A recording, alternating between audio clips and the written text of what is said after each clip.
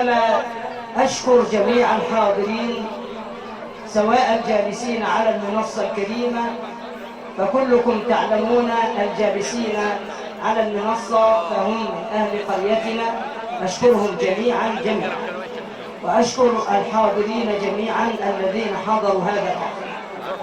طبعا كلمتي لن أتطرق فيها إلى فضل القرآن، فمعنا فضيلة الشيخ سليمان والذي سوف يحدثنا عنها، وإنما دوري أن أقوم بالشكر لكل من ساهم معنا وأعاننا على قيام هذا الحفل الطيب المبارك. كما أتوجه بخير الشكر على أعضاء مجلس الإدارة الذين عاونونا على هذا، والمتطوعين من الذين ساعدونا على إقامة هذا الحفل.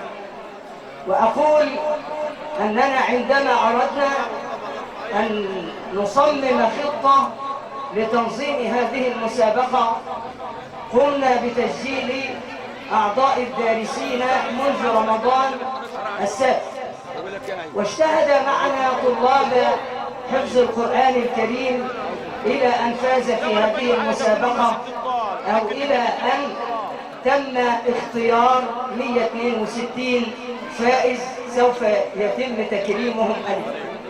التبرعات كانت عبارة على قسمين: لجنة كانت تقوم بجمع التبرعات الخاصة للأولاد الذين سوف توضع لهم كجوائز، وتم بفضل الله تبارك وتعالى جمع مبلغ 90,000 جنيه و100.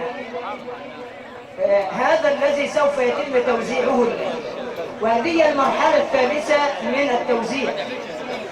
نعم، المبلغ الثاني 90,000 جنيه و100.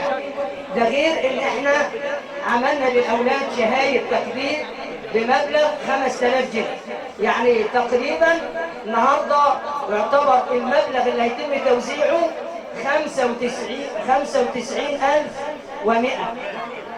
دي المرحلة الثانية. المرحلة الأولى وزعنا جوائز في مقر الجمعية على نصف جزء وجزء بمبلغ مالي 9,800 جنيه. المرحلة الثانية وزعنا جوائز على المشتركين بجزئين وثلاثة وأربعة في مسجد السلام بمبلغ حوالي 9,360. فكل هذه المبالغ تعتبر عونا من أهل الخير الذين دعموا القرآن الكريم. أما اللجنة الثانية فقد قامت بجمع تبرعات لإقامة هذا الصرادق وعمل هذه المنصة الكريمة. جمعوا تقريبا حوالي 36,000. فأنا أشكر الجميع على المساعدة والمعاونة، وأسأل الله عز وجل أن يأجر كل من ساهم معنا وتعاون معنا حتى ولو بالكلمة الطيبة.